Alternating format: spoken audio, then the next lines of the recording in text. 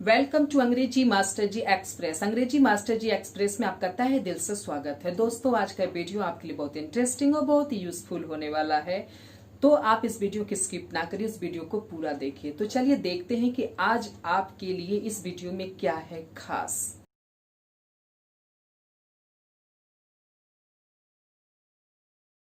Test series 4 में हम लोग हल करने वाले हैं 10 क्वेश्चंस। तो आप इस वीडियो की स्किप ना करिए, इस वीडियो को पूरा देखिए ताकि हम लोग इस 10 क्वेश्चन को हल करना सीख सके। तो पहला क्वेश्चन आपके सामने दिख रहा है, this thing really matter. This thing really matter. अब देखिए, थिंग से पहले अगर दिस लगा हुआ है तो इससे हमें पता चलता है कि यह जो सब्जेक्ट है वो क्या है, सिंगुलर है। तो सिंगुलर के साथ हम लोग सिंगुलर वर्ब का प्रयोग करते हैं प्लूरल करने। इसलिए यहाँ पर जो ये ऑप्शन दिख रहा है डू, इसका प्रयोग बिल्कुल भी नहीं किया जाएगा। किसका यूज करेंगे हम लोग? बी ऑप्शन का प्रयोग करेंगे। चलिए अगले क्वेश्चन की तरफ चलते हैं।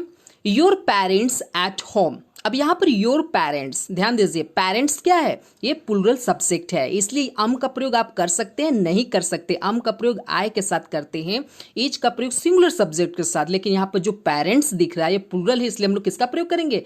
आर का प्रयोग करेंगे। इसलिए आर जो ऑप्शन है वो बिल्कुल करेक्ट है। चलिए अगले क्वेश्चन की तरफ चलते हैं। The bicycle lost a rear bumper in an accident। ठीक, अब यहां पर देखिए द बाइसिकल लॉस्ट। तो यहां पर जो बाइसिकल है, ये आपका जो बाइसिकल है क्या है? नॉन लिविंग थिंग है ना, न्यूटर जेंडर है। तो न्यूटर जेंडर के लिए हम लोग किसका प्रयोग करेंगे? हिज का बिल्कुल नहीं करेंगे, इसलिए सी ऑप्शन बिल्कुल करेक्ट नहीं है। हर का प्रयोग करेंगे, नहीं किया जा सकता। यहां पर दो ऑप्शन बच रहे हैं, ए और बी। ए और बी, तो यहां पर क्या ऑप्शन सही होगा बताइए? यहां पर ए ऑप्शन इट्स नहीं हो सकता, क्योंकि ईट और ईच का शॉर्ट फॉर्म इट्स होता है। यहां पर जो हमें यूज करेंगे वो बी ऑप्शन यूज किया जाएगा। ईट जो इट्स लिखा है ए ऑप्शन में, ए ईट और ईच का शॉर्ट फॉर्म है, लेकिन यहां पर जो इट्स है ITS दिख रहा है, ठीक है, बिना कॉमा के जो इट्स दिख रहा है ये आपका करेक्ट है, क्योंकि इसका प्रयोग हम लोग एडजेक्टिव के रूप में नाउन से पहले हम लोग करते हैं। तो यहाँ पर जो बी ऑप्शन होगा वो बिल्कुल करेक्ट है। चलिए अगले क्वेश्चन की तरफ चलते हैं। We couldn't find it. अभी बताइए, वी कुडंट फाइंड इट। अभी बताइए कि यहाँ पर ये इंट्रोगेटिव सेंटेंस है या डिक्लेरेटिव सेंटेंस है, क्या है? देखिए, इंट्रोगेटिव सेंटेंस तो आप जानते होंगे। इंट्रोगेटिव सेंटेंस का प्रयोग जो यूज किया जाता है इंट्रोगेटिव सेंटेंस, सबसे पहले या तो हेल्पिंग वर्ब यूज किया जाएगा, हेल्पिंग वर्ब, या तो WH वर्ड टाइप्स क्वेश्चन हो सकते हैं। इसलिए यहाँ पर हमें दिख रहा है कि सब्जेक्ट दिख रहा है वी कुडंट फाइंड इट, इसलिए बिल्कुल कंफर्म है कि ए ऑप्शन बिल्कुल सही है। यह आपका डिक्लेरेटिव सेंटेंस है। चलिए अगले क्वेश्चन की तरफ चलते हैं। द यूज्ड क्लॉथ्स, यानी प्रयोग किए गए कपड़े, the used clothes in the Goodwill store all been donated. अब यहां पर बताइए क्या, हैज या हैव? द यूज्ड क्लॉथ्स, तो यहां पर the used clothes in the Goodwill store, ठीक है। तो यहां पर जो क्लॉथ्स है ये आपका क्या है? प्लूरल सब्जेक्ट की ओर इंडिकेट कर रहा है, प्लूरल सब्जेक्ट। इसलिए यहां पर हम लोग हैज का प्रयोग नहीं करेंगे, यहां पर हैव का प्रयोग किया जाएगा, क्योंकि यह जो सब्जेक्ट है आपका प्लूरल है। चलिए अगले क्वेश्चन की तरफ चलते हैं। I think she will choose in another city. I think, मुझे लगता है, सी विल चूज, वह चूज करेगी। रहना, देखिए जहां पर ना नी ने का सेंस निकलता हो वहां पर हम लोग दो तरीके के वर्ब यूज करते हैं, या तो ING फॉर्म यूज करेंगे या तो वर्ब से पहले टू यूज किया जाएगा, ठीक है। दो वर्ब एक साथ बिना टू या ING फॉर्म के नहीं यूज किए जा सकते।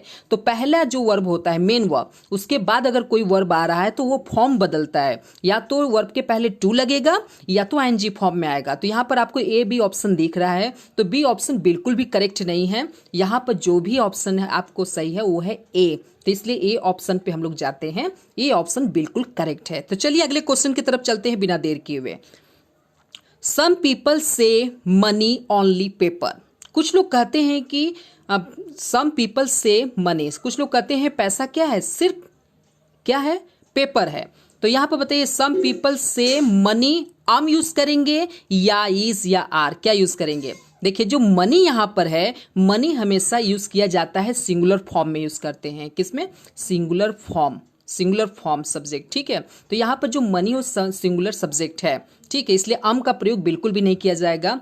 पहले हम बता दें कि अम का प्रयोग आय के साथ। यहां पर जो प्रयोग हम लोग करेंगे उसका प्रयोग होगा इज, क्योंकि मनी सिंगुलर है इसलिए सिंगुलर वर्ब आएगा। तो यहाँ पे इज जो ऑप्शन है वो बिल्कुल करेक्ट है। चलिए अगले क्वेश्चन की तरफ चलते हैं। एवरीथिंग, एवरीथिंग का प्रयोग हमेशा हम लोग सिंगुलर सब्जेक्ट के रूप में करते हैं। एवरीथिंग, एनीथिंग, समथिंग, ठीक है। इसके बाद एनीबडी, एवरीबडी, इस सब का प्रयोग हम लोग सिंगुलर सब्जेक्ट के रूप में करते हैं। तो एवरीथिंग ये सिंगुलर है, इसलिए चेंज का प्रयोग नहीं करेंगे। चेंजेस का प्रयोग होगा, ठीक है, चेंजेस, क्योंकि चेंज में अगर आप एस लगा देंगे तो सिंगुलर हो जाएगा, एस हटा देंगे तो क्या हो जाएगा, प्लूरल। इसलिए बी ऑप्शन बिल्कुल करेक्ट है। तो चलिए अगले क्वेश्चन की तरफ चलते हैं बिना देर किए हुए। These exams so difficult, these exams क्या है, परीक्षाएं, परीक्षा नहीं परीक्षाएं। अगर एस न लगा होता तो सिंगुलर सब्जेक्ट होता, या एस लगने की वजह से प्लूरल है। तो सोचिए प्लूरल के साथ हम लोग यहाँ पर एम नॉट का प्रयोग नहीं करेंगे, एम नॉट का प्रयोग नहीं किया जाएगा, आई के साथ होता है। यहाँ पर दो ऑप्शन बचते हैं, बी और सी। तो यहाँ पर जो एग्जाम्स है ये प्लूरल सब्जेक्ट का काम कर रहा है, इसलिए इजंट का तो सवाल ही नहीं उठता है कि प्रयोग किया जाए। यहां पर आरंट का प्रयोग किया जाएगा, किसका, आरंट, आर और नॉट का प्रयोग किया जाएगा। This exams aren't so difficult. चलिए अगले क्वेश्चन की तरफ चलते हैं। दिस ओल्ड हाउस एज, अब बताइए दिस ओल्ड हाउसेस, देखिए ध्यान दीजिए यहाँ पर दियर्स और दियर है। तो यहाँ पर जो ए ऑप्शन है दियर्स, ये आपका प्रोनाउन का काम करता है, किसका, प्रोनाउन, दियर्स। यानी दियर में एस लग जाता है तो इसके बाद कोई नाउन नहीं आता, ये वर्ब के बाद लगता है, किसी नाउन के पहले नहीं।